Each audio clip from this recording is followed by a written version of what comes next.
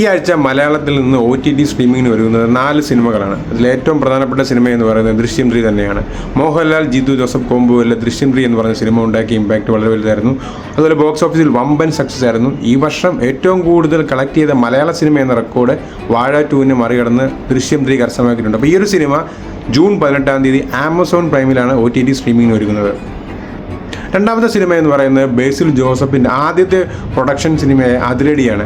ബേസിൽ Joseph, Tovino Thomas, Vineeth Sreenivasan എന്നിവരെല്ലാം മത്സരിച്ച് അഭിനയിച്ച ഒരു സിനിമ കൂടിയാണ് അതിരടി എന്ന് പറയുന്നത്. അതും ബോക്സ് ഓഫീസിൽ വമ്പൻ ഹിറ്റായിരുന്നു. ഈ ഒരു സിനിമ ഈ വരുന്ന ജൂൺ 19-ാം തീയതി സോണി ലൈവിങ്ങിനാണ് OTT സ്ട്രീമിങ്ങിന് ഒരുങ്ങുന്നത്.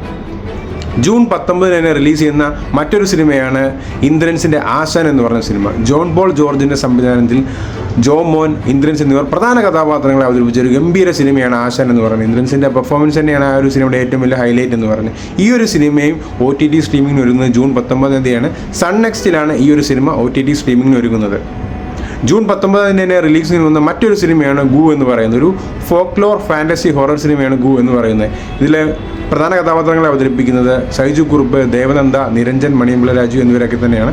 ഈ ഒരു സിനിമ മനോരമ മാക്സിലാണ് OTT സ്ട്രീമിങ്ങിന് ഒരുങ്ങുന്നത്. അപ്പോൾ ഇതൊക്കെയാണ് ഈ ആഴ്ചത്തെയുള്ള മലയാളത്തിൽ നിന്നുള്ള OTT സ്ട്രീമിങ്ങുകൾ എന്ന് പറയുന്നത്. അപ്പോൾ ഇതുപോലുള്ള ഇൻഫർമേഷൻ കിട്ടാൻ വേണ്ടി നമ്മുടെ ചാനൽ ഒന്ന് സബ്സ്ക്രൈബ് ചെയ്യുക, ലൈക്ക് ചെയ്യുക, ഷെയർ ചെയ്യുക.